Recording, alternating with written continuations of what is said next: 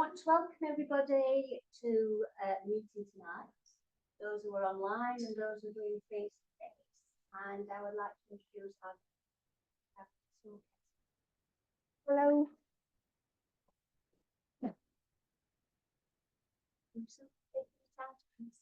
Thank you. Thanks. Hi everyone, it's great to see you here this evening and I'm really excited to come to this session. So today we're going to be chatting through, the title of the session is Move Well, Feel Better, Make 2025 Your Year. So this session is about physical activity and type 2 diabetes. I've written it around type 2 diabetes as that's my area in terms of research, but show of hands of how many people have type 1 versus type 2. So hands up for type 1, 1, 2, 3, 4, and hands up for type 2. Rest of the group. So yeah, 2/3 type 2 and 1/3 type 1. So I will try to adapt the session as we're going along. But my background is more in type 2 rather than type 1. But if you do have any specific questions, do come and ask me at the end. Okay, so a little bit about me.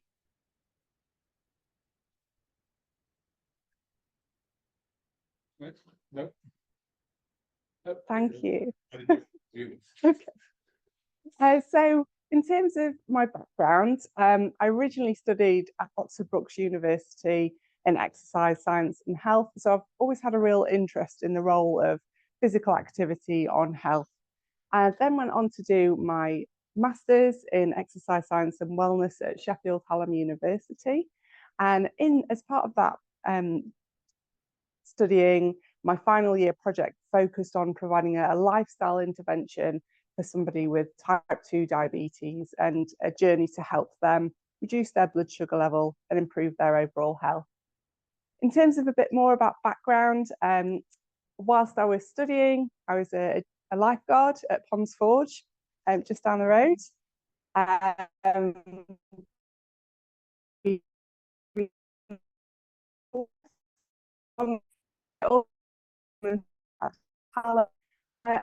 then studying, I went on to do qualifications in exercise referral, rehab, cancer rehab.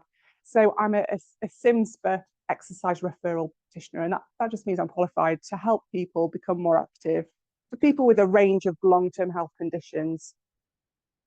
Over the last 20 years, I'm showing age a little bit now, I've been working in research and teaching and health promotion programs, mainly at Sheffield Hallam University, but also working with partners across the region, including NHS trusts and local authorities. And that role's involved half of the time working on workplace health promotion services and the rest of the time in clinical exercise research projects with people with a range of different health conditions, including heart disease, multiple sclerosis, cancer, fibromyalgia, diabetes, and helping people to become more active and measuring that change over time.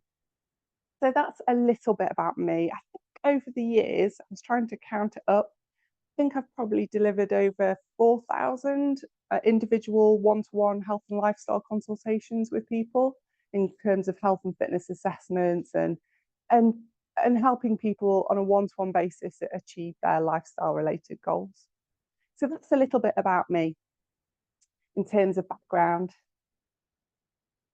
Dave, I'll ask you to help with the clicker if you'd be so kind. Oh, thank you.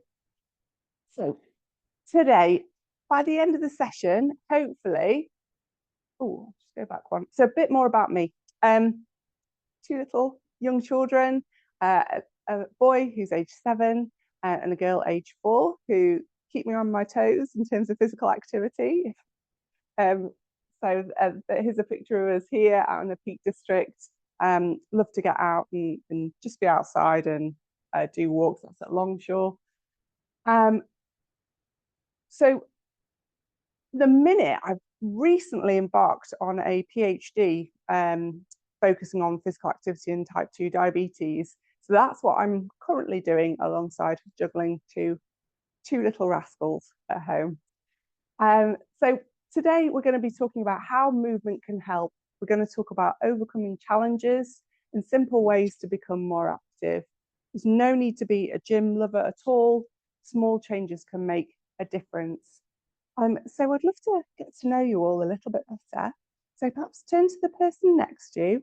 And if you don't know them, just introduce yourself and identify what your favourite way to move is. So in pairs, all threes, turn to the person next to you.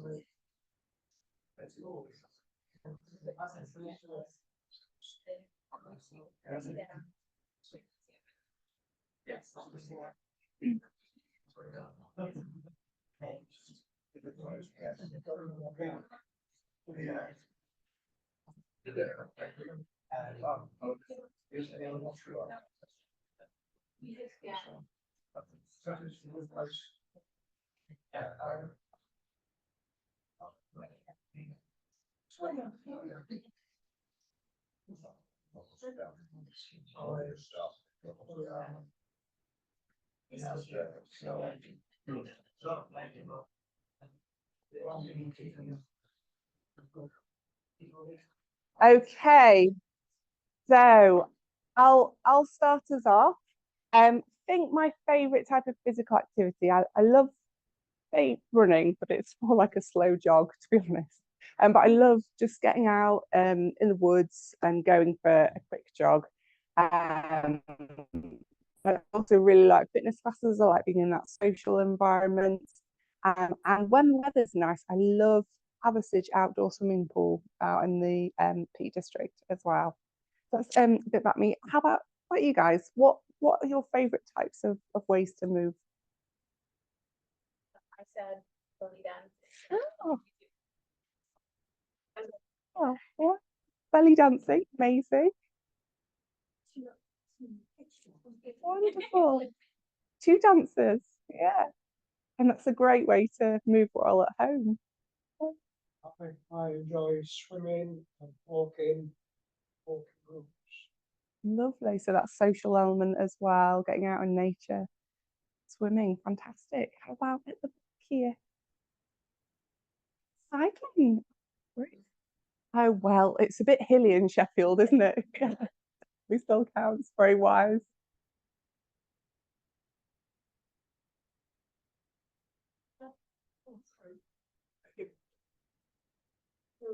Well, Chris asked me the question and I said, Yeah, and that's okay. Yeah. So part of tonight is hopefully getting some ideas, seeing what other people do, and learning a little bit more. So that's okay as well. How about over this side? Well, I teach country. Amazing. Wow. Wow. So if anybody's interested in Tai Chi, we've got an expert here in the room with Shirley. Over here. Cool. I can say I'm a stranger here. I don't have to for history. Okay. But I do like going to be graded in my ignorance from a lifetime in medicine. The way I try and take exercise is fine, it's golf better, but it's getting worse. Oh. Wow. I think I found the secret. It might be relevant. Golf is not all sport. It's a form of athletics. You try and play golf, hit that ball all the time. Then it's taken me to about 3 weeks. I don't know. It might have some relevance to your educational ideas of activity, not to determinedly focus on a target which is not achievable. You're to replace it with something that is achievable without so much stress. Fantastic, some lovely insights there around golf. So if anybody's inspired around golfing, And the Hope Valley is in the golf. it is very hilly indeed. Lovely to meet you. How about the back? Yeah, I'm not diverse, just interest. Thank you. Because last year, I was into handball, so luckily I went to so because I wanted to lose weight and it was so long.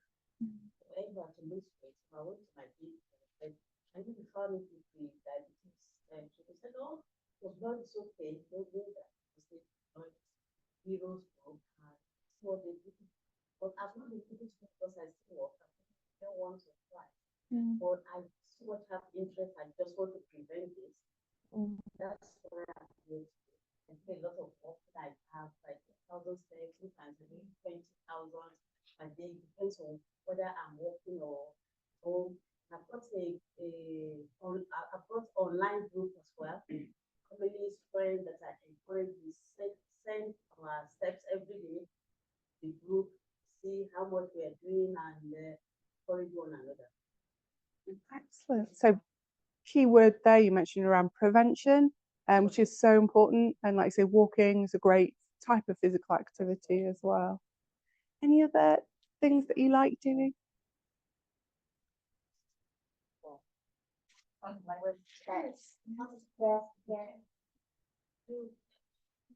So many stuff I know. running in that. Was lost. Yeah. And it comes to one another. Basically, cycling. I'm 81 now, picking up cycling 1 year ago.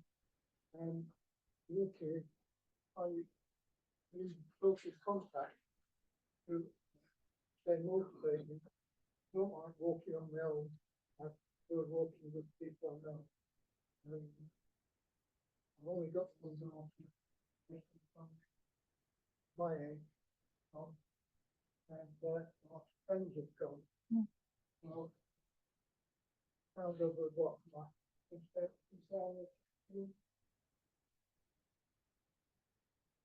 I probably didn't go walking psychologically. And it's just been very walking. Now, obviously, walk leader, and basically, the group's so big, and two walk, and I'm going to slow walkers. And that's looking at just the out. So going to some social interaction, one personal, like that. So I'm looking for something else.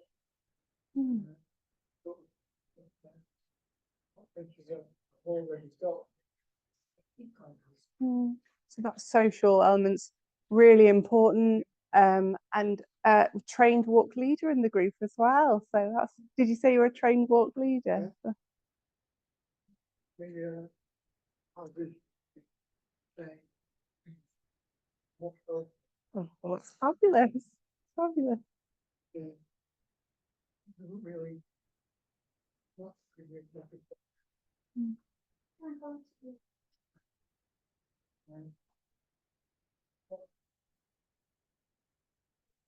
remember last time we ran into this. And there's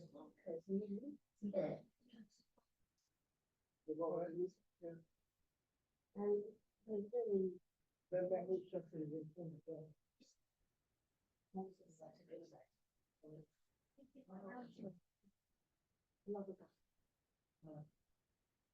Some great suggestions there as well. Yeah. No.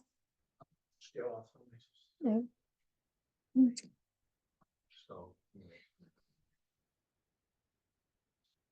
Mm. so Mm. it's a straight. So. Once it turns into potato.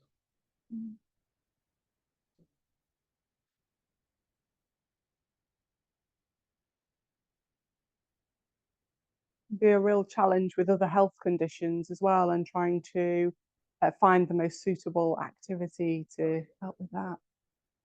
Usually diabetic plus Mm. doesn't seem to find any effects. Mm.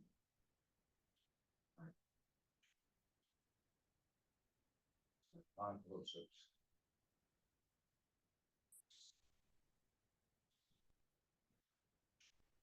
It makes it high. Each time it just says no further action, no further. Mm. So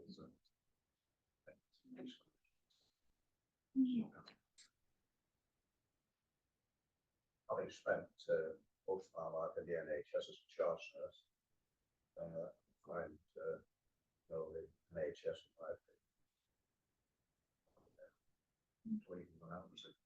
started in the 60s. Trained in general and psychiatry. I was night nursing officer at the Royal Arch. So I spent a lot of my time in the NHS, but I find it very, very disappointing, the amount of help out there now, Can be a real challenge as well, finding the right support and help to give you the best knowledge and information on how to exercise with different health conditions and prevent the That's right. mentioned prevention earlier, prevent diabetes. There doesn't seem to be a lot of help out there now. Just only speaking from my own person, other people might have better help. Disappointing. A real challenge. So it's lovely. Yeah. I've got an online, Taryn online says, I like to walk or jog, parkrun, and an exercise like yoga can end up pushing to more intensity because I find I've run out of time. Time.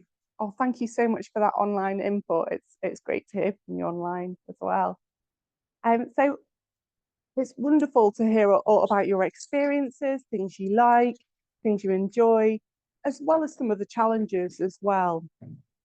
So today we're going to be talking about how moving more can help manage type 2 diabetes or prevent it as well, discovering different ways to be active that can fit into your life, identifying some common challenges to exercise and possibly how to overcome those, as well as allowing you some time to reflect and come up with your own personal plan of getting started with physical activity. I'll mention as well about some possible support services to help with that. Dave, may I trouble you to move the slide on? Thank you. Lovely. Okay, so that's okay. A quick quiz. If we could put the next slide up. Okay, hands up. Fact or myth? Exercise can help lower blood sugar levels. Hands up for fact.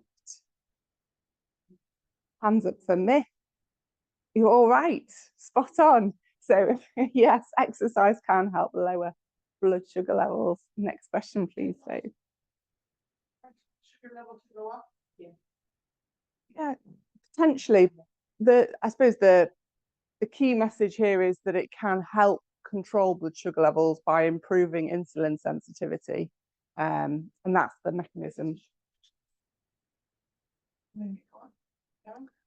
What's other people's experience in the group, if anybody monitors it? Oh, mine goes up. A little bit, yeah. It might go down later on, but in the short term it goes up. Yeah. Yeah, Short term. Yes, as your body's releasing that energy and allowing it into your blood system to help you move. Yeah.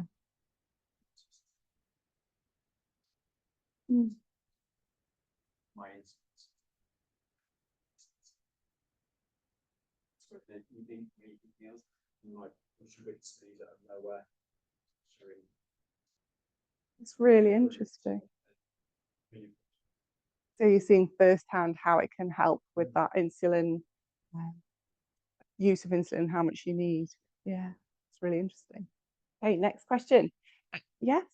Not because you're using your muscles, or is it because you're getting your blood circulating? Or is it a bit of both? Or is it Most likely linked to the hormones. So as you exercise, your body is going to allow the release of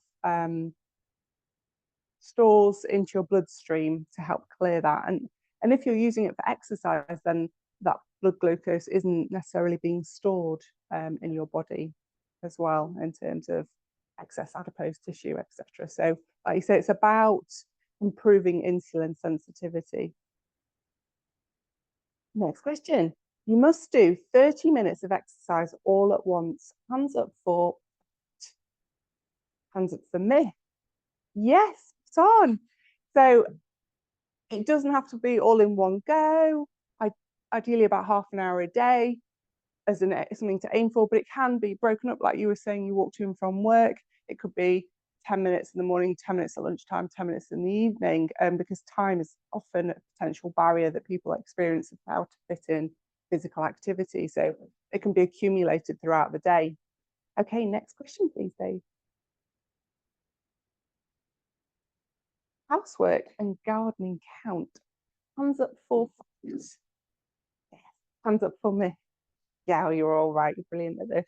So physical activity doesn't just need to be structured bouts of exercise, like a class or going for a walk. It can include activities of daily living, just things that need doing. If you're needing to tidy up around the house, or you're doing a bit in the garden, a bit of digging or a bit of weeding, you can certainly come to our house because I'm not a gardener. All that counts. All that counts. Okay, next question, please. People with diabetes should avoid exercise. Hands up for fact. Hands up for myth. Yes, yeah. So there's certainly benefits of physical activity, which we're going to talk about in a moment, particularly for diabetes.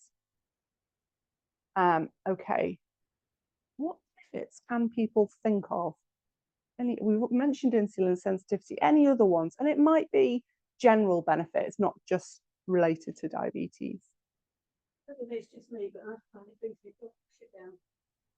Yes. So especially in the short term. yes. So exercise can help lower systolic blood pressure by up to 10 millimeters of mercury and diastolic by up to 8 millimeters of mercury.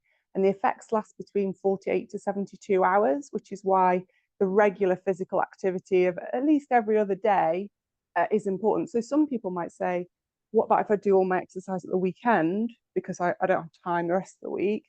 Actually, it's a little bit better to do it a little bit more often, more frequently for the around blood pressure. Yeah. It helps you to keep your balance. So important, balance, reducing risk of falls, and gait. Fantastic. Yes. Yes. Yeah, muscle strength. So not just in your arms and your legs, but also the heart muscle as well. Fantastic. Hello. Yes, mental health and mental well-being. Mental well-being. Mental well-being, yes, essential. And that can be a real motivator for a lot of people, not the rest of the benefits, just making them feel better in terms of endorphins and reducing anxiety, depression, stress, etc. Yes. Yes, yeah, it gives them more energy, which is really interesting because one of the barriers people talk about is feeling too tired or too fatigued. But actually, just trying to do a little bit can, like you're saying, improve blood flow, circulation, and oxygen going around the body to help with energy. I was wondering, I know that keeping your muscles would help you cope with when you might fall, but do you know that exercise improves your balance? Yes. Oh, we've got a Tai Chi expert here. Yes. Yeah. Have a look at most of mine. Well into and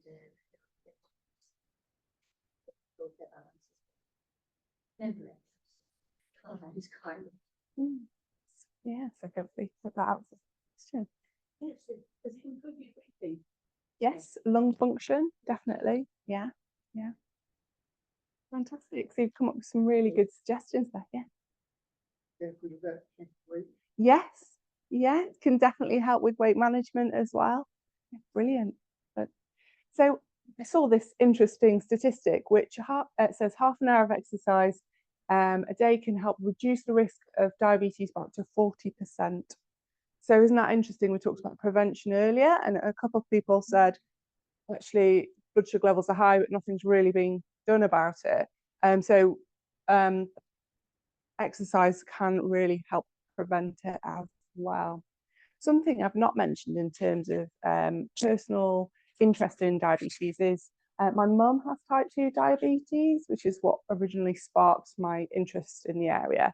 And although she has a range of different long-term health conditions, which make it a challenge in terms of being physically active, she does try to find ways around that, whether it's going walking and using walking poles to help with balance, or going swimming at the swimming pool, or doing different swimming strokes to help with her back and things.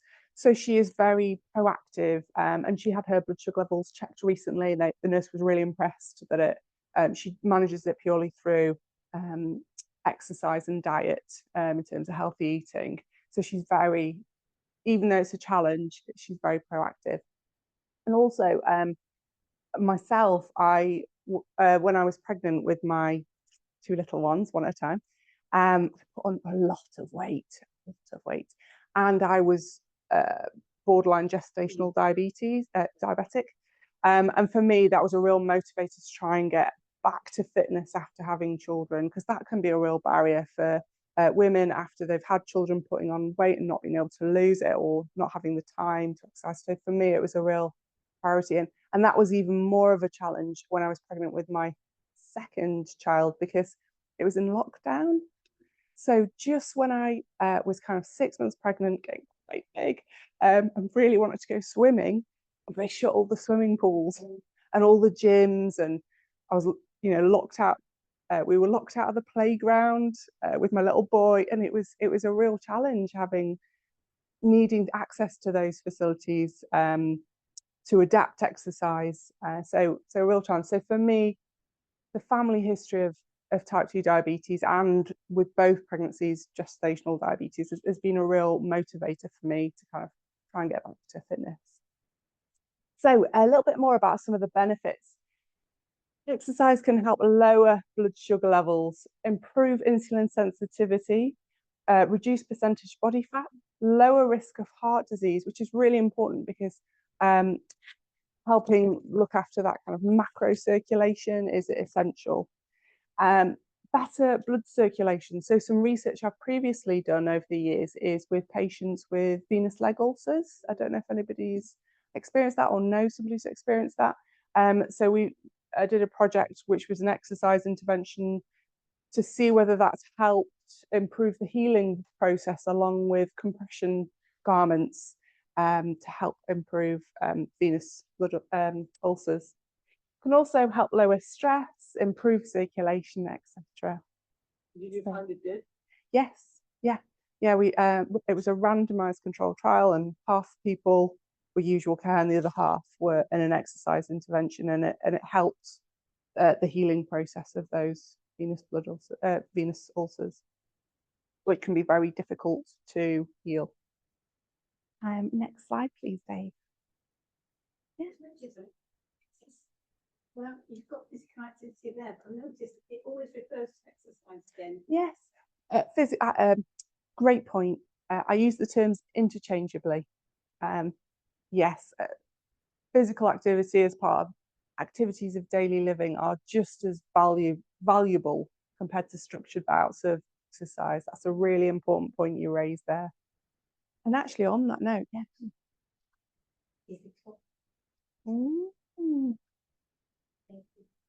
Well, that means going to the gym and doing this.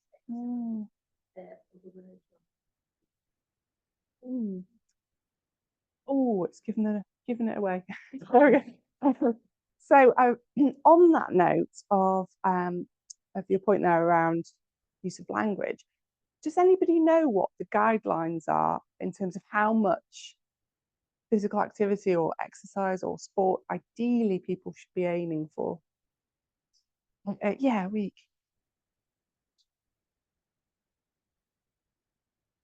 Yeah, yeah. So excellent. Yeah, so half an hour a day, 5 days of the week, which could be accumulated throughout the day. The guidelines talks about 150 minutes per week. I don't know about you, but I don't think there's any other circumstances I'd say 150 minutes, because people thinking, you know, hours or minutes, not necessarily. It's a bit confusing, isn't it? But it's basically roughly. Yeah. Yes. Yes.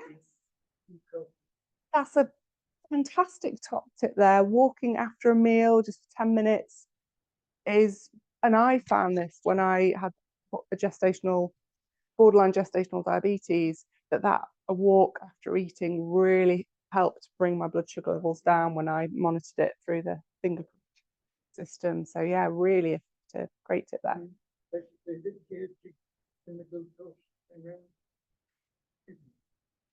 It helps clear it out of your bloodstream instead of your body releasing insulin to try and store it as adipose tissue. You use it. It goes to your, you know, you're using it for energy to go for a walk rather than storing it, and that can really help reduce the overload in terms of insulin. Great tip there. That's fantastic. There's another couple of parts to the physical activity guidelines in addition to aerobic activity. Does anybody know what they are? You can be active breath. Good. So it's around intensity. So moderate intensity. It's either 150 minutes of moderate intensity or 75 minutes of vigorous activity a week. But often, a lot of the time, when people have long-term conditions, they might not want to do vigorous activity. So moderate, something that makes you feel like you're breathing a little bit harder, but you could still hold a conversation in terms of social, going for a walk, is a great intensity. Any other suggestions of physical activity guidelines? And people did mention it earlier when you talked about benefits. So yeah, yeah, strength training. Does anybody know how often, ideally, to build in some strength training? Yeah, kind of 2 or 3 times, a couple of times a week. And again, that doesn't have to be structured in the gym. It could be carrying heavy shopping in, or digging in the garden, or it can be activities of daily living as well. So a couple of times a week, some sort of strengthening, which is, you mentioned as a benefit earlier. And there's one more part of physical activity guidelines. Does anybody know what it is? And often it's really overlooked. It's a hint. I'm trying to think of a hint. People might do it all day if they're at work. Yes, yeah. So the part of the guidelines which is often overlooked, and Dave, I could trouble you for the slide on the board, is trying to break up prolonged periods of sedentary behaviour. So somebody might drive to work, they might sit all day in an office, they might come home, they might watch TV, and then suddenly they've not done any activities of daily living or structured exercise, and it's just a lot of sitting. So it's just about, even if you just stand up for a minute or so, there's research that suggests that can really help with blood sugar level control as well. So just not exercise, it's not physical activity, it's just changing movement and reducing really long periods where you're sitting down for a long time. Gives you a buzz and says it's time to move. Yeah. So you've got this aerobic activity here, the strengthening, and the bit everybody forgets, which is reducing sedentary time. Home, I managed to, again, it was in lockdown, picked up on Facebook Marketplace one of those sit-stand desks. Got one for a tenner. It was just a little desk raiser. So you just put it on top of your normal desk and then it goes up and down. again, it just allows you to change. If you're sitting down for work, then to change, just do a little bit of movement, stand up for a bit. Doesn't mean you need to stand up all day, just, you know, changing it up a little bit. Yes, I start of thing. Physio, last year said to me, no.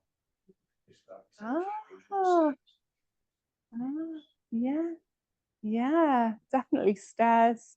Certainly builds in that physical activity. And I've got facts later on about stair climbing as well, which we'll come to. But that's brilliant. Okay. Yeah.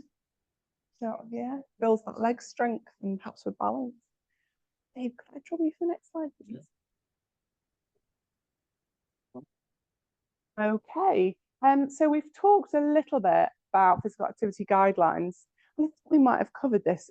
The question was going to be, what activities count as physical activity? And I think we've already covered that if we go on to the next slide, the next few bullet points. So it can include everyday activities, walking, housework, gardening, or structured bouts of exercise, swimming, cycling, dancing, a couple of dancers in the room.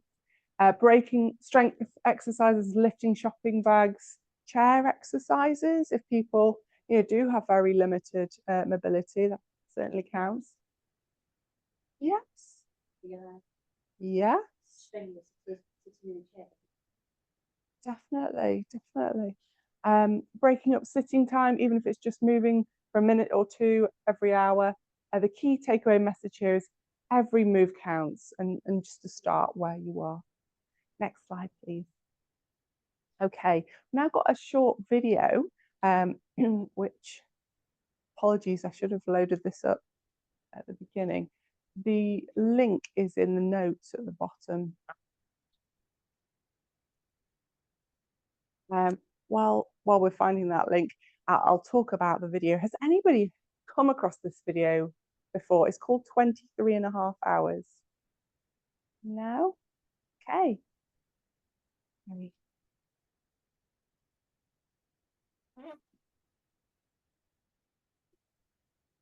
So in a moment, we'll pop on this video, and it's just going to change the way we think about exercise or physical activity.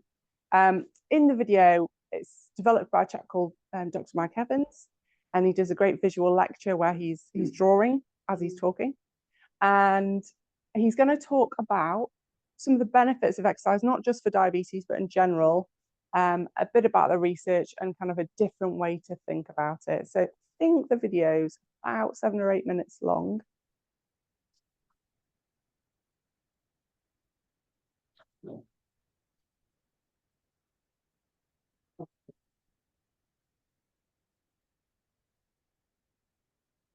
Something I'll talk about while it's been loaded up.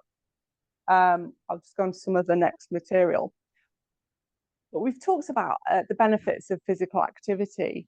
One question that people often ask is, who can get the most benefits? And there's some really interesting research that shows, it's on a slide, but I'll just draw it. You've got benefits, health benefits of exercise here. And then you've got kind of activity levels here. And what the researchers found is that people who are currently not doing any physical activity at all, not doing any movement, they get the most benefits compared to, so that's inactive people here, compared to people who are moderately active versus people who are already physically active. So people who are currently, a few of you mentioned in the room, you're not currently doing a thing, going from doing nothing to just a little bit more, even if it's not the physical activity guidelines, even if it's just 5 or 10 minutes, you'll receive 80% of those health benefits just from going from not doing any movement to just a little bit, even 5 or 10 minutes a day. So something to bear in mind is that those physical activity guidelines is something to aim for. Doesn't mean you need to get there straight away. It's something to progress towards, if that makes sense. Any luck with the video? Okay.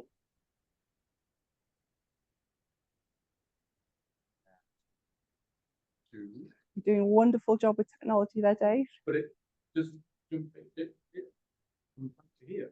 So I don't know why it's not sharing the YouTube.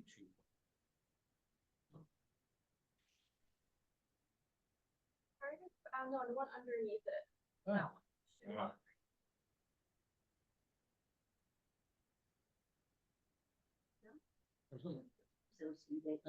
So I'm just going to leave the huge PowerPoint.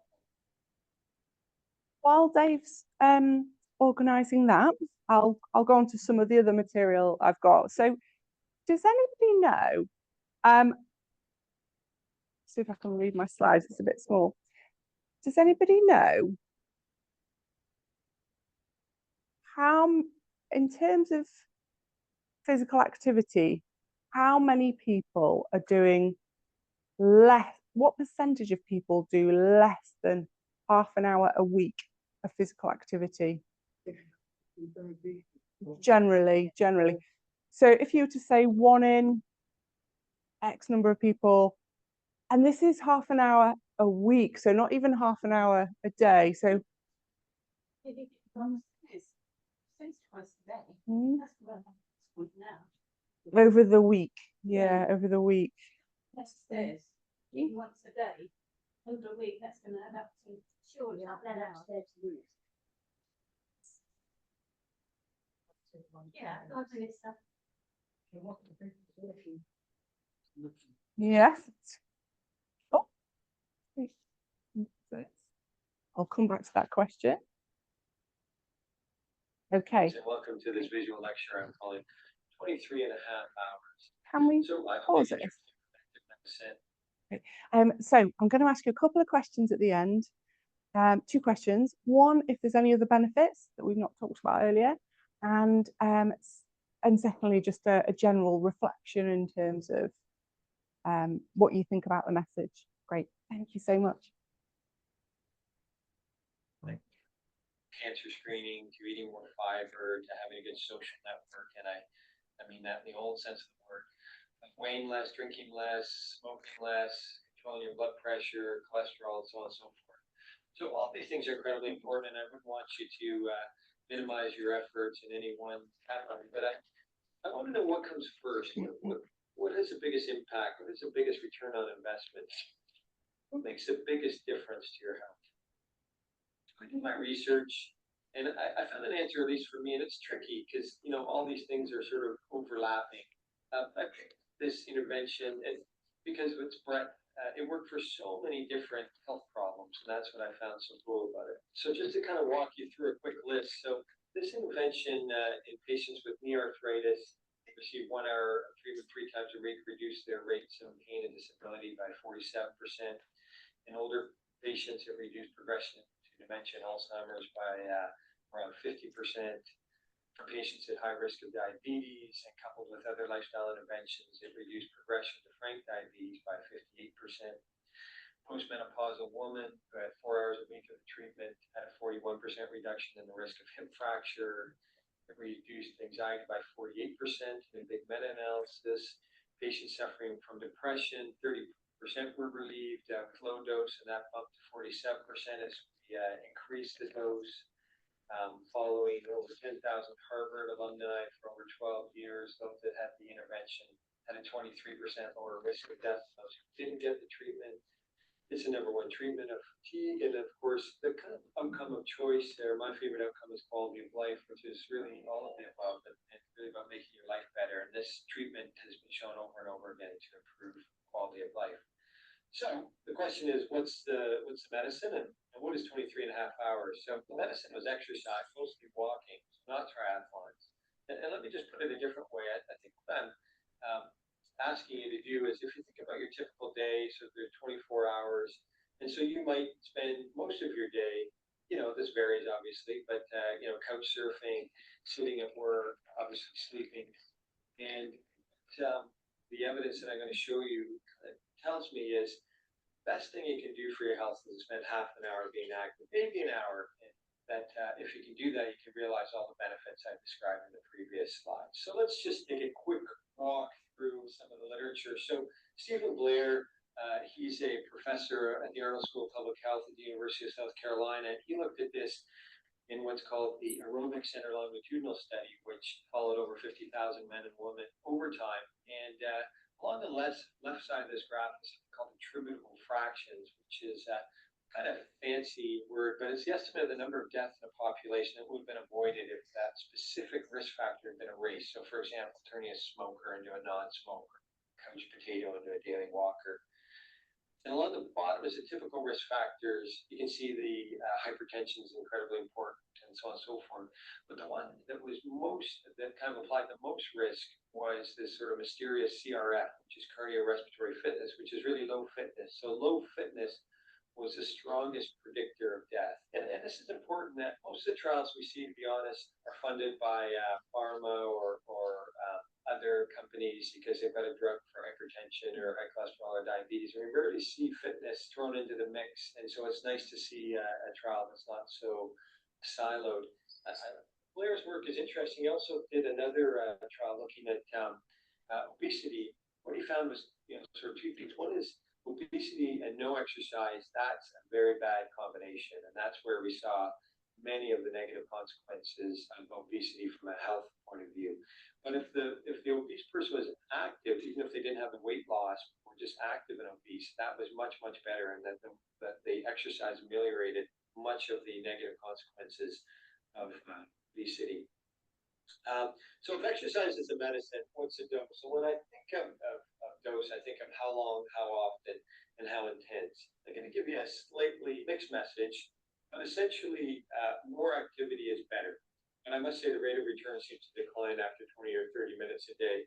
So if you're being active less than 150 minutes a week, or more if you're a kid, an hour a day if you're a kid, my flag goes up in the clinic. So my personal take on this is that the literature draws a very broad brush, and so we see big differences when somebody goes from not doing anything to doing something, and after that, the return is more granular. So if we took the Nurses' Health Study, women who went from zero activity to just 1 hour a week reduced their heart disease rates by almost half. So you can break it down, so it can be 10 minutes, 10 minutes, 10 minutes. If you want to do 30 minutes of exercise, so it can be broken into 3.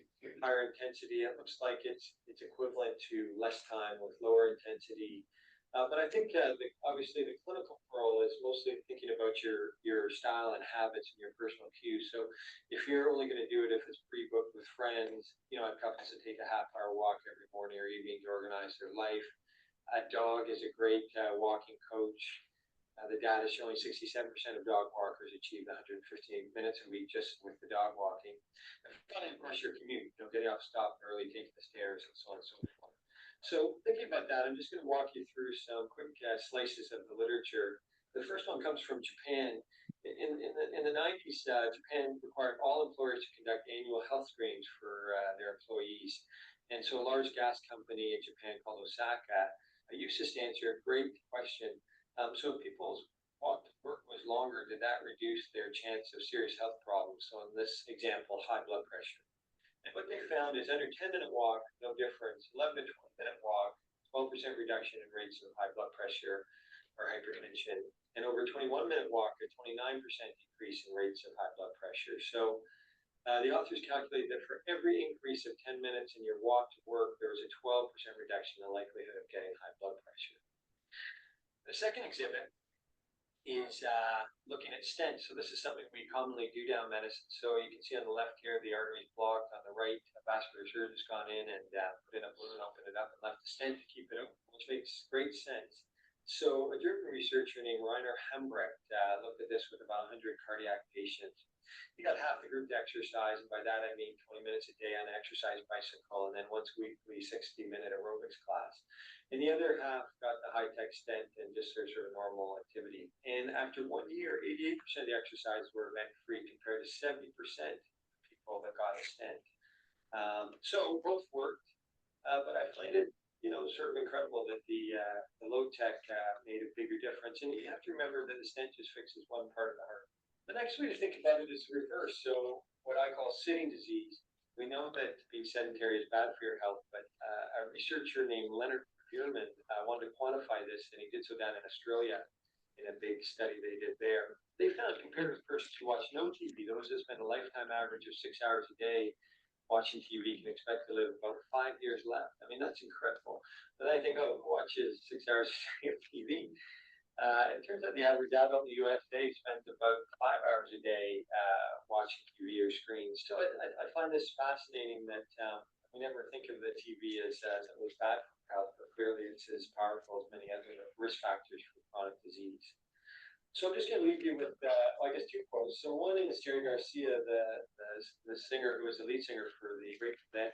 And he says, he has to do something. It's just incredibly pathetic that it has to be us. And I think that's true, that in some ways it has to be us. As Hippocrates said, walking is man's best medicine. And so I'm going to finish by asking you a question. And this may have some personal challenges for you. So, you might be very busy with work or kids or both, and or you may be in pain or have other priorities. But my question to you is, can you limit your sitting and sleeping to just 23.5 hours a day? So something to think about. Thank you very much.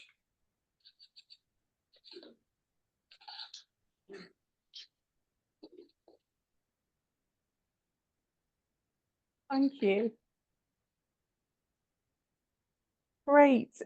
So whilst we switch back over to the slides, in pairs or threes, have a quick chat about the video. What did you think about it? Were there any benefits that, particularly in terms of long-term health conditions, that was interesting to you? And what did you think about that message of, can you limit your sitting and sleeping to 23.5 hours a day compared to the half an hour a day of exercise message? So I'll give you a moment or two to have a quick chat. What was the last question? How do you think of So what did you think of the message? Yeah. What's the benefits? Anything was interesting? And what did you think about that message compared to the exercise recommendation message?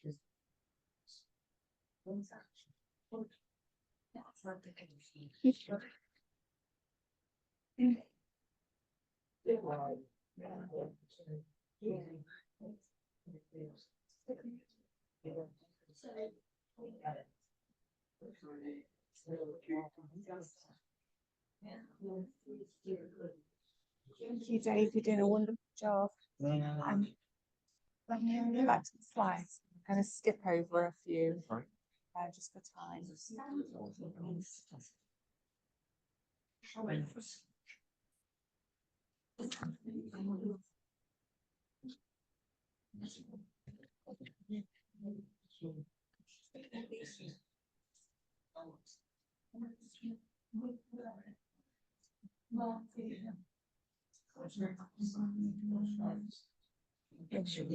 I'm going to skip that one because I think we've done a lot on benefits.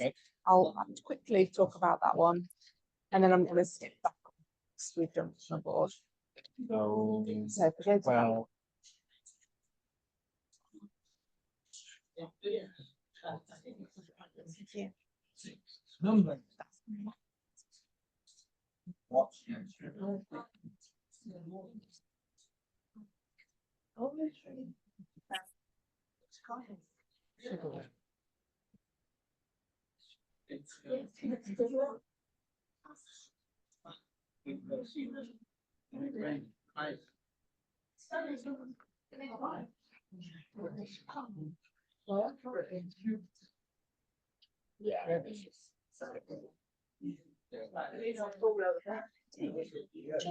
And then after we've briefly done that slide, just like to do a movement break, posted it before. Yes.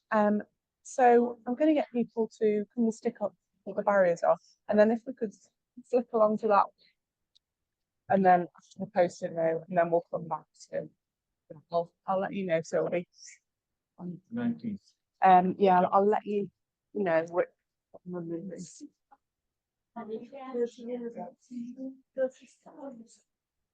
Okay. So you can see people here leading the way as health champions, having a stand-up meeting instead, which is really impressive. So if anybody does just want to stand up for a moment, have a little stretch or anything, do feel free to do so. Oh, sorry. If anybody wants to stand up for a moment to stretch your legs whilst you have a chat, feel free to do so.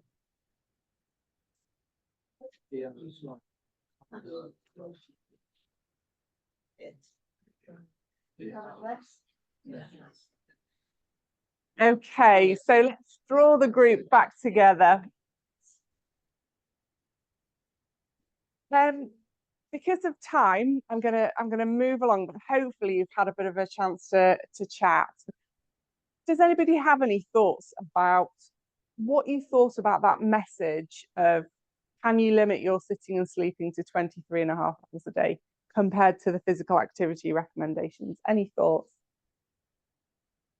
I think there's got to be a lot of time you spend neither one or the other. It's not active enough to be even active. You know, walking slowly or, you know, or because where you're not really doing any activity, you're not sitting down either. I think if you did not to do that, add up to half an hour a day. I think just whether you're in work or retired, just developing the right exercise stroke movement routine that works for you. We all have a starting point, and the more it elevates your well-being, it's such a joyful thing to feel the muscle development, loss of weight.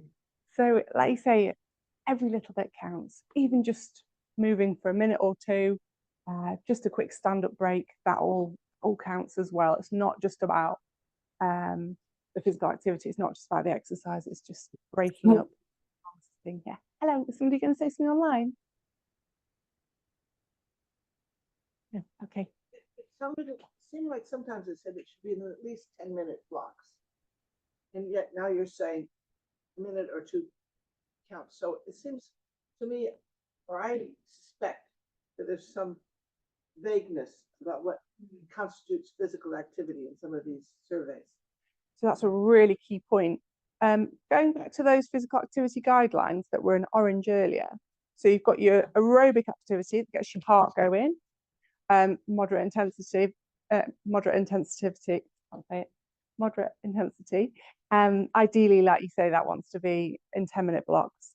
And there's also that reducing prolonged periods of sitting, which is different. Like you say, even 5 or 10 seconds counts for just going from sitting to standing for a few seconds. So it's a really great point you mentioned there about being confusing. It's the different types of activity: aerobic, strength training, reducing prolonged sitting. Yes. Is reframing. Yeah. Exactly, because time can often be a big barrier. But when you think about how we've evolved as humans, we've evolved to move. We've not really evolved to spend all our time being sedentary. But today's culture, it's almost countercultural trying to move, because work is about sitting, driving sitting, leisure activities, watching TV might be sitting. So a lot of the we've got a lot more energy saving devices, washing machines, dishwashers, etc. So it's like you say, it's reminding people that we were designed to move, and even a little bit of movement. Can we limit our sitting as to 23.5 hours a day? Yeah. Great. Okay, so something that really stood out for me on that video was the importance of fitness compared to anything else. Actually is really important in terms of health outcomes, more so than high blood pressure, diabetes, smoking, etc. This cardiorespiratory fitness, which often isn't measured. Not, if you go to the doctor, you might have your blood pressure checked, your cholesterol checked, your blood sugar levels checked, but it's not very often that your fitness is checked. And that's something we do at Sheffield Hallam as part of the workplace health promotion programme, is check people's fitness. Yeah. In that case, I'm going to ask, How do you measure? Oh, that's a brilliant question. So there's lots of different options, but at Sheffield Hallam, something I've been involved in is the workplace health promotion program. And one way we measure it is through a cycling test. It's 6 minutes long. It's low to moderate intensity. So it's not, you know, people aren't getting really out of breath doing it. And we can work out somebody's fitness based on how much resistance they had on the bike compared to their final heart rate. There's also a similar test, which is called the Chester step test, which is about 10 minutes long. And you can work out the same thing from doing stepping for about 10 minutes. However, there's also some new technology on the market that myself and colleagues have just published a paper on this year called Ventrigex Sensomer-Fit. And it's a little device that people put on the chest there, sticks on about that big. Somebody lies down for about a minute and that can measure their fitness as well. So there's a new emerging technology that can help people with very low levels of physical activity or mobility to measure their aerobic capacity as well. So that's a great question. Marching. Yeah. Yeah. Yeah. Go, so getting up, walking around, and measurement is standing on one leg. The balance. For example, if you were testing, say, for example, anyone else, say that, would you say to the finish of the first that you're testing, do as many as you can, or would you say do as many as you can without getting out of breath? I mean, different, even if you're doing activities, so you're walking, you can choose to walk traveling comfortably, or you can choose to walk as fast as you can, or you can, suppose if you're walking with somebody else, you more or less keep to their pace, but sharp, female, hold the arm and give you what we should be doing, and then you'll have what you're doing. Below that, and obviously, it's what I'm asking is, when you're asking somebody to say, do this activity, would you say to them, do as many as you can in the time, or would you say, do as many as you can without getting out of breath, which is what they would maybe do in general if they're not exercising, quote, activities for the sake of it, you know what I mean? What you might do at home without thinking that it's activity, because as soon as you get out of breath, you don't call it activity, you call it exercise. Well, you know, because I'm doing it on purpose to get out of breath. That's a great question. So to answer that question, for the cycle test we do, everybody pedals at the same speed. So it's 50 revolutions per minute.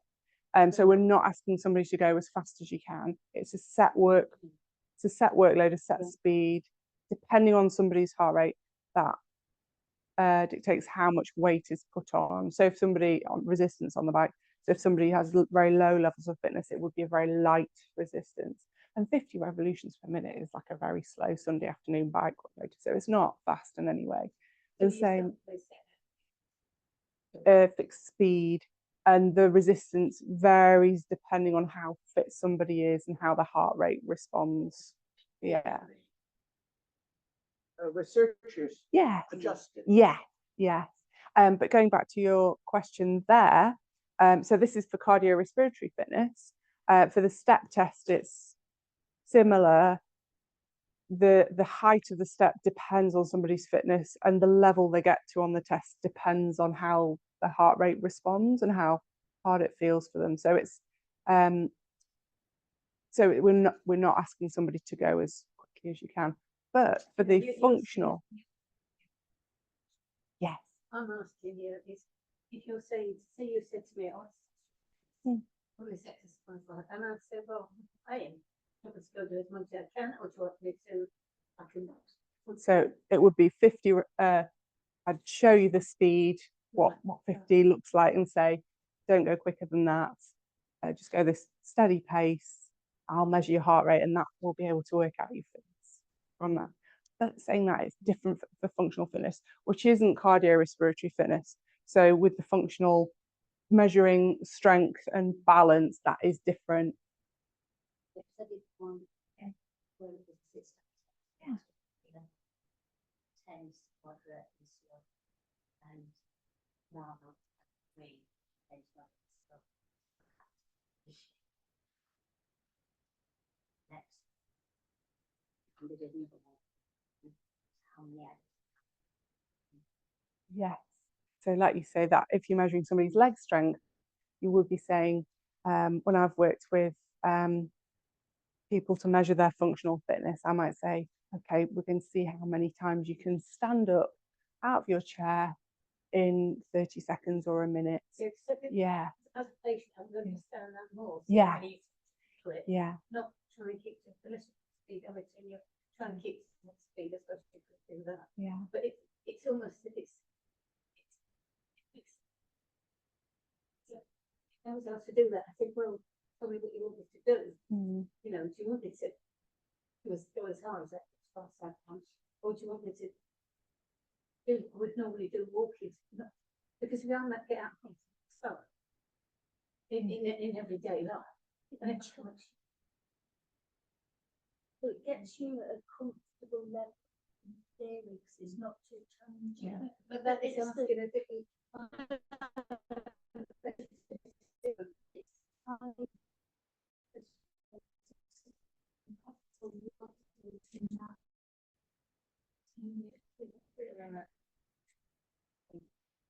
Great question. Also looks, if somebody that wants to look at something else, it's still doing the same, and rest those that need it. You just look at finish it, and we'll see how long it takes and how far they get up and down. Measured in certain distances. Yeah.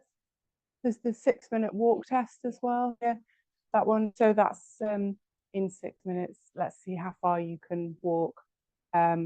Just kind of round, round a sports hall or yeah.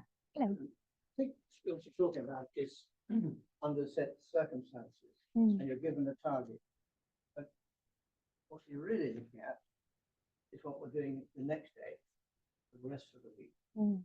And I'm just thinking that the advice one of my sons was given in his mountaineering times, so it's headlands itself, not just man talk. And he was taught by his guide, you should always be able to carry on your conversation with the other person. Mm. So if you Endurance. want to have a target, walk, whatever it is, but within the ability to talk to somebody else, which will probably mean you can walk twice as far. Mm. Mm. That pacing. Yeah, really important. But what is the pacing? You need to have your own measure. Now, the amount you talk to somebody else is built into you. The talk test. Yeah. Well, I think that is a measure, non-mathematical, but just a measure for an individual to be able to say, right, well, I'm not going to rush up. I can think of somebody on my golf course. Oh, I'm not going to. Yeah. He does ultra marathons, like that. He's 15 years younger. He's the 10 weighs them up. You might not know what that is. Naturally, test it on your phone. So if you have your phone and you walk, whether you're doing it. That's still getting in maths into it. Mm. And I thought this was such a good way of saying, just be yourself, do your exercise, and that's it, your aim, your target. It's a great way of describing moderate intensity physical exercise, something where you can still hold a conversation. That's a lovely way of describing it. And like you say, it doesn't rely on, some people like the technology that tells them their heart rate or measuring things, but that's just a really simple way of being active at a healthy intensity, a healthy and safe intensity. That was supposed to be sea level and up the top in the Himalayas. Yeah, very important. So if exercise could be purchased in a pill, as a quote here, it would be the single most widely prescribed medicine in the nation. That's an interesting quote there. So how active are we? So we've talked a lot about the benefits of physical activity. Before I was asking a question whilst we were loading up the video, 1 in 4 women and 1 in 5 men in England are classed as physically inactive, which means doing less than 30 minutes of moderate activity a week. So not even a day. So quite a high proportion of people aren't doing enough to look after their health. Only 34 men and 24% of women undertake muscle strengthening activities twice a week. So sometimes people might do the aerobic activity, but not things that keep their muscles strong, which can help with balance, etc. And it says here that men are more likely than women to average 6 or more hours of total sedentary sitting time a day.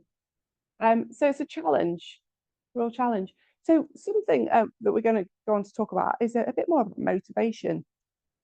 So it is a challenge for a lot of people. And before I talk about this, just to encourage a little movement break, you've got some post-it notes. And what I'd like to do is jot down 1 or 2 barriers or challenges that you face in terms of leading an active lifestyle. And then what I'd like to do is come and stick them up on the wall up here. Don't mind where you stick it.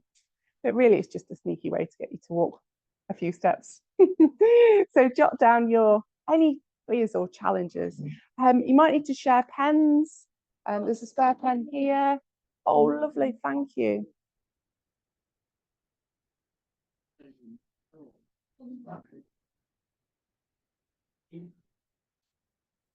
In general, giving up the unless I'm in the car. You want a marker?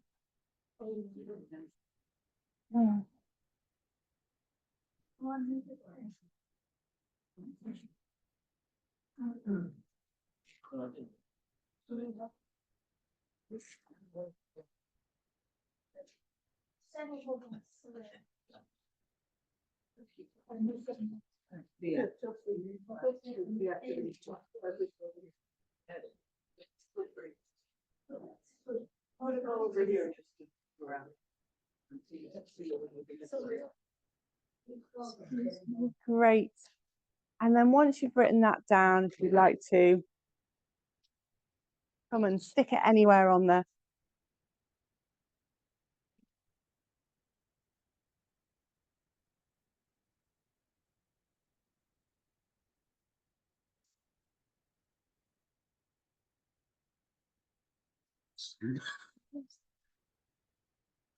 What? Used to the top. Yes.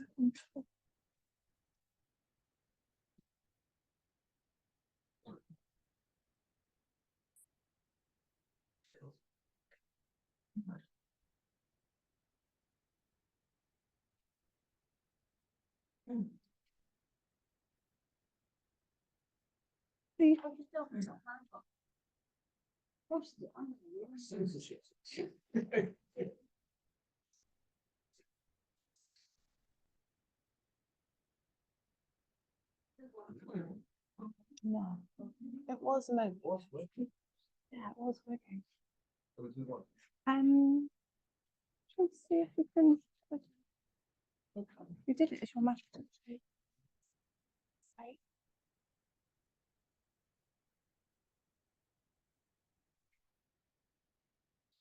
Yeah.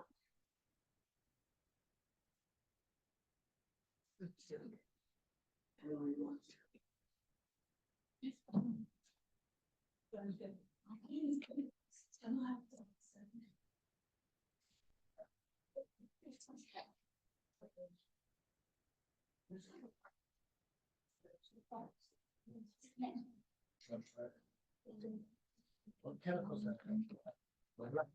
Yeah, just really good.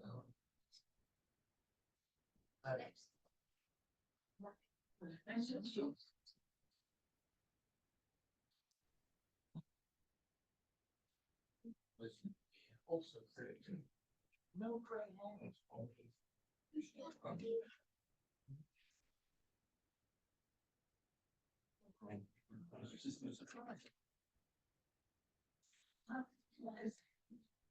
Yeah, I think. Sorry. Oh, yeah. Never mind.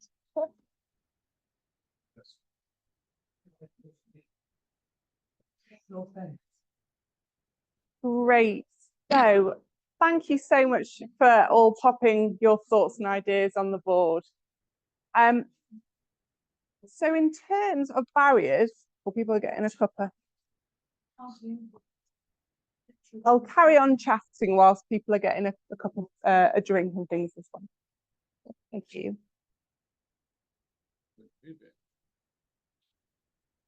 Oops. I'll get it. Oh, no.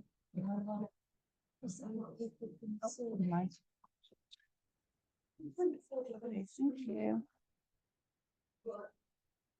you. Okay, so I'm going to crack on because I'm mindful of time. Thank you all for sharing some of those barriers. So there's lots of different barriers here, ranging from other long-term health conditions, external factors. Somebody mentioned a slow dog. I've had a couple of a few pets in my life, and Labradors, and as they get older, do certainly get slower. Illness, disabilities, low energy, being uncomfortable exercising, the weather. Hopefully we're moving into spring now. Time, fear of falling, motivation, lots of different long-term health conditions, needing social support or people to be active with. So lots of different challenges. So it can be a real challenge.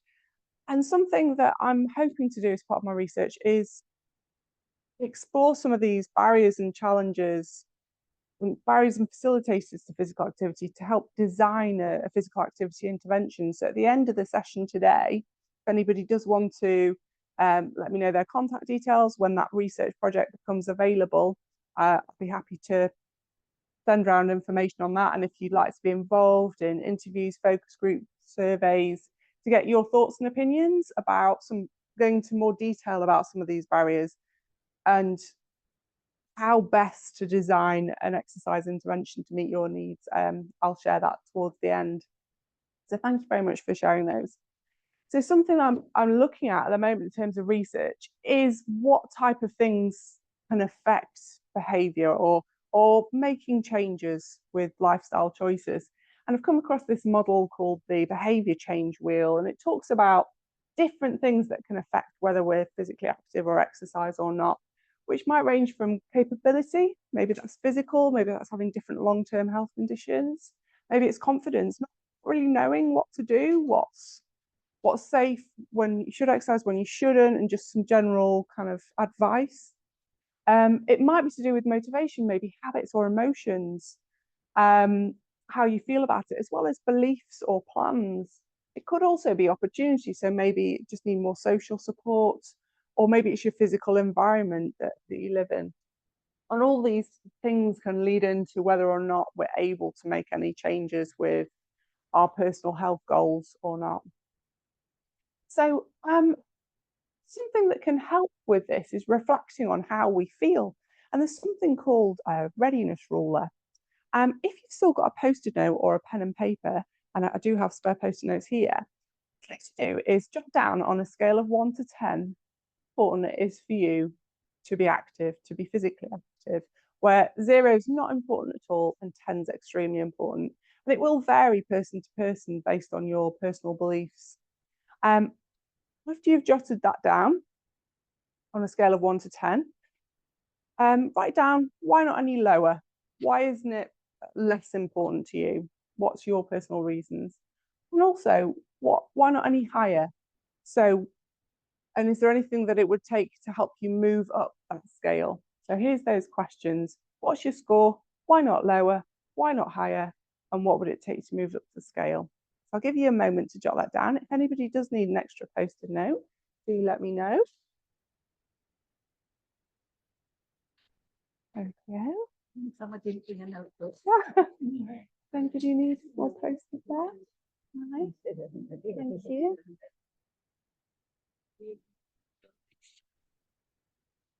Thank you.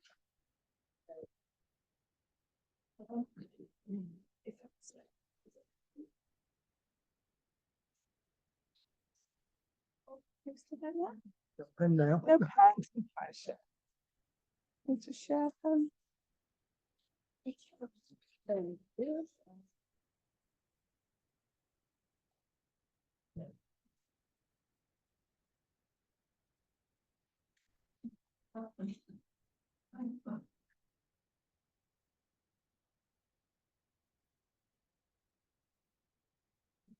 Okay, so that might give you some insight into your personal motivation. How important it is to you, why it's not less important, and what would need to happen for it to be more important. Okay, so the next ruler is based on confidence. It's exactly the same ruler, and it might be a completely different score. So on the scale of 1 to 10, where 0 is not confident at all and 10 is very confident, how confident are you in your ability to be physically active or exercise or lead an active lifestyle? Same questions. Why not lower? 1 or 2 lower. So for example, if you've scored 5 out of 10, why not a 3 or a 4? Why not 1 or 2 higher? So if you scored 5 out of 10, why not a 6 or a 7? And what would it take for you to increase your confidence to become more active?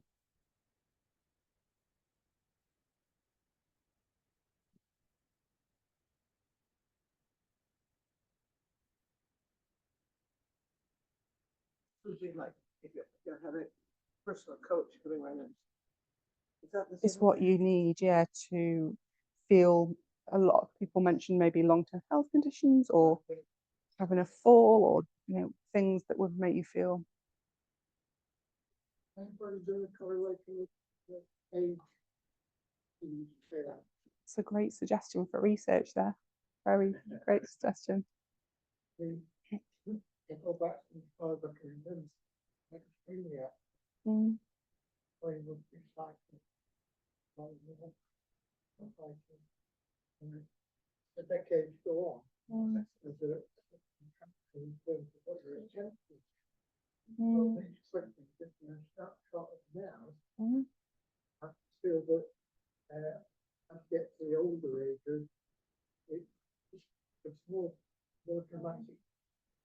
Yes, yeah, that's a great point there. And that as life circumstances and health changes, it certainly affects what we value and what's important to us and how able we feel to do things. Yeah. You know, what what's down in that way? Well, certain reasons. It's small. Mm. So yeah, getting some. This is morning.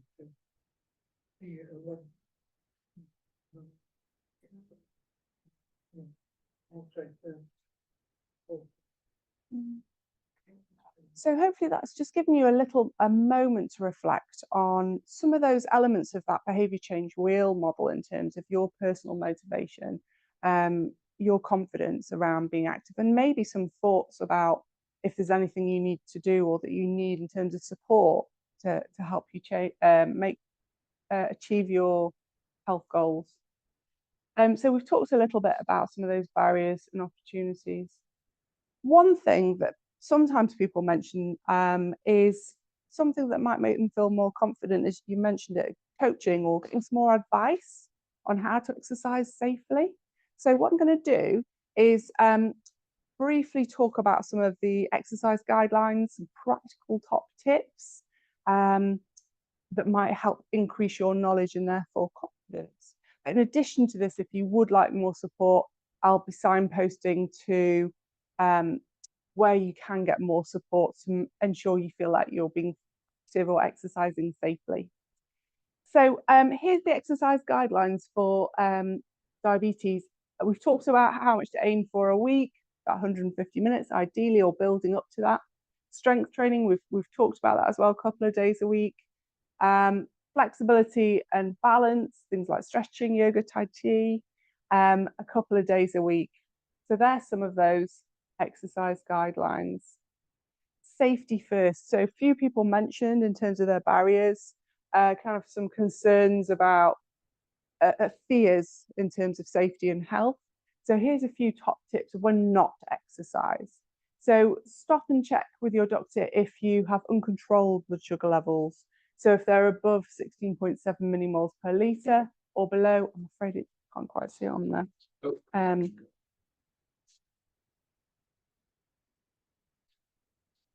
Or below 4 millimoles per litre. So you're trying to keep it in that middle range.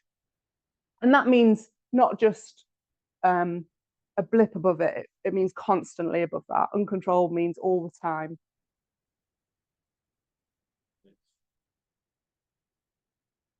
Severe nerve damage. So peripheral neuropathy or nerve damage is a very common complication with diabetes. And if you have severe nerve damage, which might affect your balance, if you have loss of sensation in your feet, etc., then again, you might need some modified exercises, and a specialist exercise referral instructor can help with that. Severe foot problems like ulcers. So the recommendations are to avoid high impact activities. Uncontrolled high blood pressure. So if your blood pressure is above a certain level, getting that controlled before you start an exercise program, because otherwise it puts high intensity exercise puts a bit too much strain on your heart muscle. It's important to get that controlled first. Also, if you do experience any chest pain, dizziness, shortness of breath, so not just breathing a bit harder so you can hold a conversation, but a real shortness of breath, it's important to go and speak to your doctor. So what's some practical tips? We've talked about avoiding prolonged sitting and how that can really help with blood sugar level control. Monitoring blood sugar level. Hands appear if you do monitor blood sugar levels. A big proportion of the group, some people do, some people don't. I do know people with diabetes who don't, especially if it's controlled through lifestyle, or perhaps they just have it checked every few months through their nurse. But that can, if you are on medication or insulin, then it's important to be aware of hypoglycemia, low blood sugar levels. If you're managing your diabetes that doesn't include medication, then you're at less risk for that. Foot care. So a good top tip is checking for blisters or wounds after exercise. So for example, if you went swimming, you might want to wear flip-flops by the side of the pool, just so you don't accidentally tread on something sharp, and then not realize you've got a little cut on your foot that could end up infected. So simple things like wearing flip-flops by the pool, or if you are active, going for a walk or something, simple things like wearing socks with trainers rather than bare feet, or making sure your socks are pulled up and there isn't a little ruck in it that can cause a blister. So checking your feet after exercise, just to make sure that there isn't anything you've not noticed there. Wearing comfortable shoes to protect against foot injuries, and importantly, enjoying it as well. And we've got dancing in the house, somebody mentioned earlier. So what's some of the takeaways? Yeah. Some smartwatches now attempt to calculate blood sugar. Contact with usually saying the government said eventually about all the diabetes issue with a smartwatch. Is there a logical smartwatch?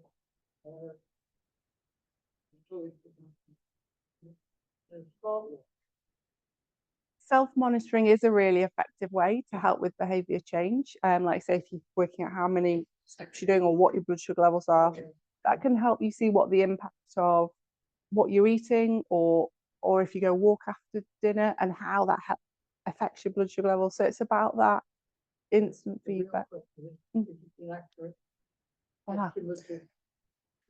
I've not come across smartwatches that do. Obviously the Freestyle Libra where we've got an example here.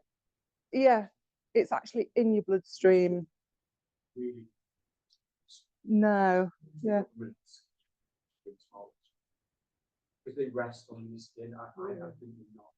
No, no. Maybe just Like you say, your Freestyle Libra is sending it to your phone via Bluetooth, but it's actually a little needle in your bloodstream. But just a smartwatch, I've not heard about any accurate. Yeah, yeah, yeah, yes, yes. That's a more accurate way of describing. really. Yeah, yeah. No, I don't think we're at that. Yeah, Rest. yeah. It's laser that comes from the Ah, below the skin, mm, which then comes back up to the sensor.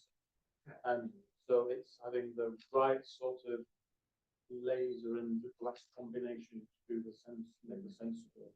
So I think that's where we're not yet at the point where you've got accuracy, but there are capabilities for doing it.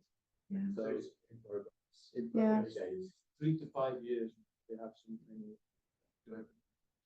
Technology is advancing all the time, isn't it? So Just on yeah, smart, yeah. I've got colleagues at work and they have Apple Watches and they have rings or something like that. They fill the rings and there's like family members who monitor it and things like that. So it's like a peer thing where everybody says, "Oh, have you done all your rings today?" and everything like that. And it's like everybody's in the team or they're competing with each other depending on their personality and just how they see that, right? To sort of group and just upset. Yeah. Yeah.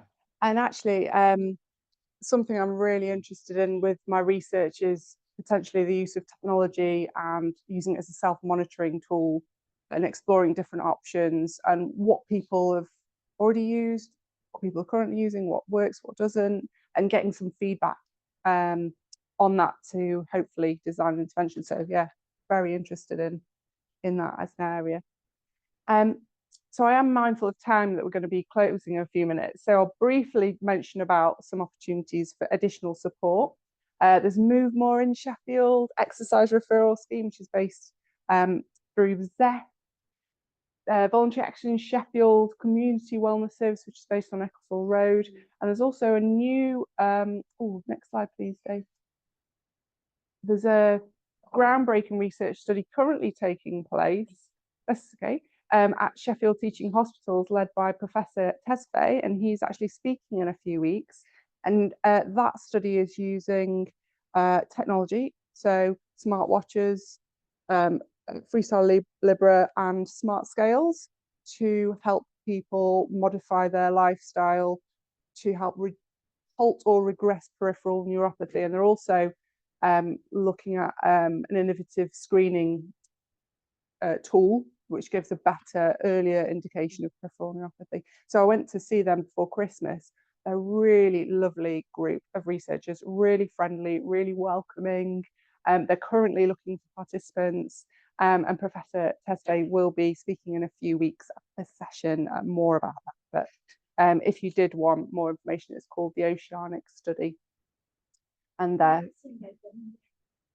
is it that far away? Okay, so I think they're currently looking for participants now.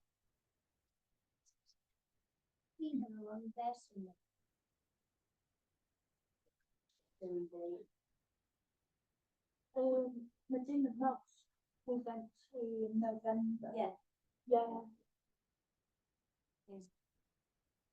So I've skipped through the last few slides due to time, but welcome to circulate the slides, which it just goes through a little bit about reflection on your own habits, routines, what's important to you, goal setting, and coming up with a bit of an action plan. So we'll circulate those slides. But in summary, today we've chatted about how moving more can help manage type 2 diabetes, discovering different ways to become active, thinking about some of the common challenges and how to overcome them. Unfortunately, we've had to skip over that bit due to time in terms of coming up with a plan. But I have briefly talked about some additional local support in Sheffield to help you become active.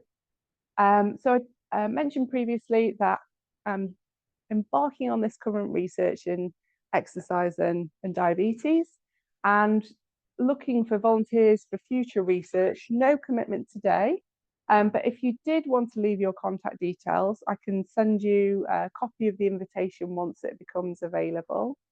And either, if anybody has a smartphone, you're welcome to scan the QR code and jot down your contact details there, or you can just come and leave or you can email me or leave your email or phone number with me. And once that becomes available, I can send an invitation. I think we're going to send it out on the Diabetes UK group email list as well once it's available. Roughly, it's going to be exploring some of the barriers and facilitators to becoming more active, which will help design a physical activity intervention. So that it's initially going to be interviews, focus group surveys, and then really getting your kind of input on designing an intervention. And then I'll be running a 12-week physical holistic lifestyle intervention at Sheffield Hallam University, where we'll measure your cardio, your fitness, your health measures, and see how taking part in that improves over time, potentially using some sort of technology as well. So thank you so much for listening today. We've just finished nearly on time. It's been wonderful to see you all this evening. Thank you so much. Thank you.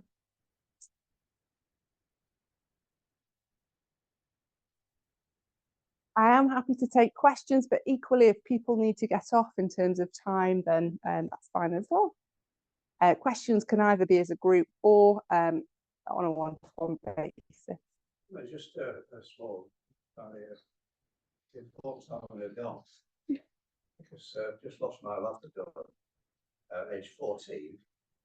She actually made me come up to you and stare at you and touch you, and they'll keep it up, so they do actually get you out of your chair and out into the street. So you know, I've noticed since my Labrador's gone, I was then just a point. All the doggies. Great personal trainers. You always got more. No, stop.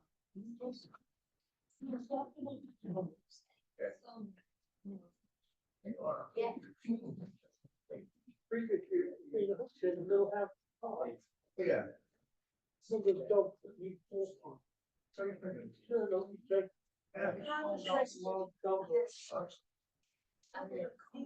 Yeah, yeah.